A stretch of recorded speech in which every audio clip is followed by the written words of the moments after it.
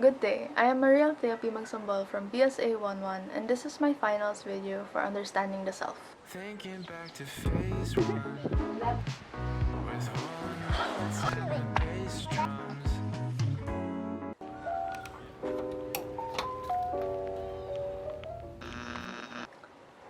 Among the philosophies of the self discussed, which one struck you the most? Explain why. What is the impact of that philosophy to you? Among the four philosophers discussed, Plato's philosophy is the one I most relate to. The human soul is divided into three parts, which according to my understanding are the mind, heart, and body. Each of which has an important role to play in allowing us to be who we are as people. The mind, which helps us make decisions and reason out why we chose something over other options, and to help us explain and think through problems and come to a conclusion based on the most logical outcome our mind can produce. Therefore, in Plato's opinion, the rational soul is superior to the other two because it guides the other two.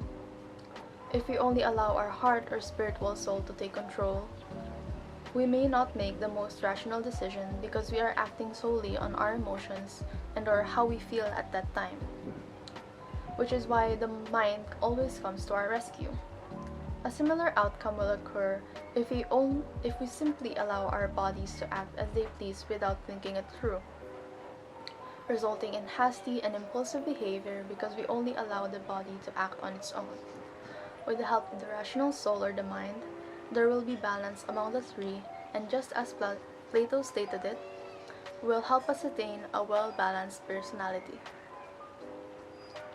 Whenever I am faced with a situation in which I am deeply conflicted, I always pause and now never act rashly because I know that allowing my emotions to control my reasoning and decisions always result in the worst possible outcome, which will only make me regret in the future based on past experiences, which I am now avoiding because I have recently learned and told myself that living life with regrets isn't living at all. Plato's philosophy clarified the process by which I try to think things through and has now helped me understand more.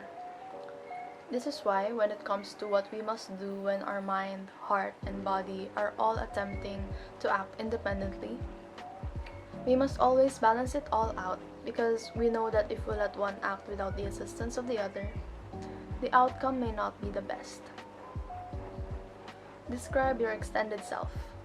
What do you think influenced you to develop your extended self?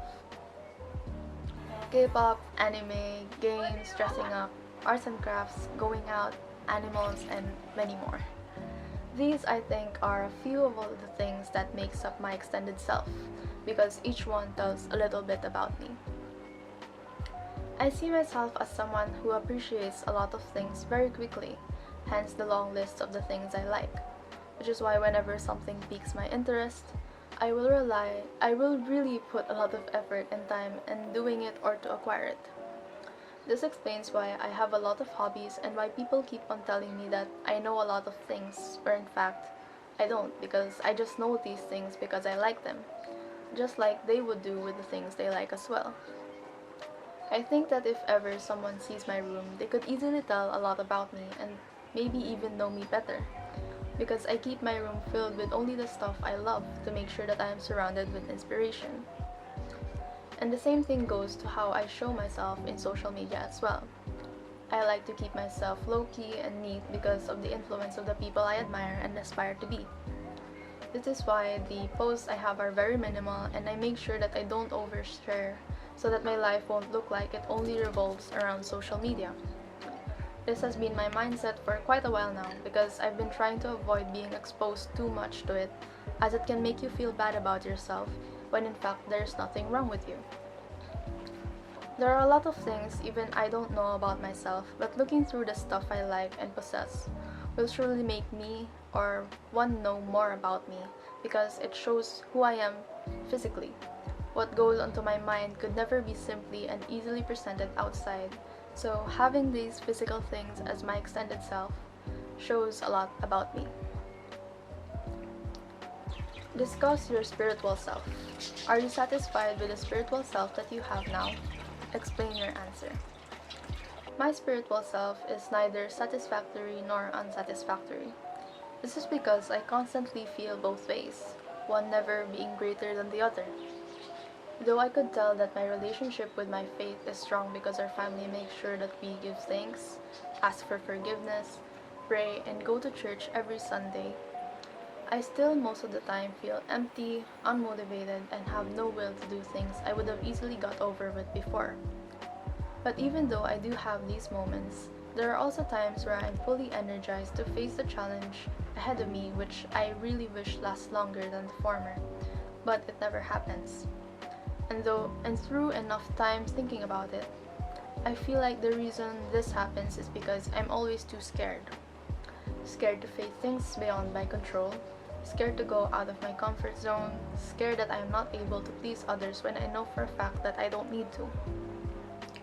Before the pandemic happened, although I was a very shy person, people would call me a social butterfly because I'd easily approach and make friends with other people. And even if the experience while doing so made me anxious, the feeling right after always boosted my confidence because, wow, I did that. That was easy. But now, maybe because I haven't been able to go out and socialize, I became an introvert. Going up to someone not to just chat, but to ask important questions already feels like a heavy task.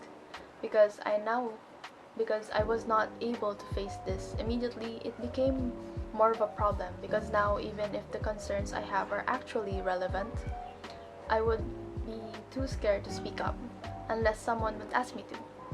Because I always felt insecure and judged even though I also know that people are too busy living their own lives that giving care to such untrivial things is not likely.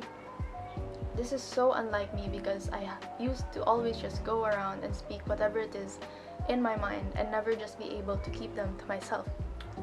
To try and heal my spiritual self and make it healthy is to practice to just be positive and have more faith in God.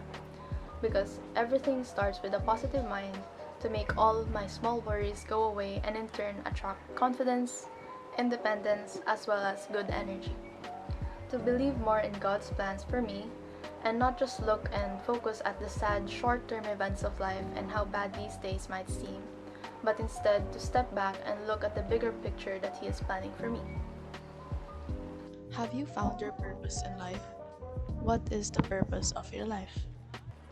Everyone has a purpose because everyone is created to fulfill this purpose.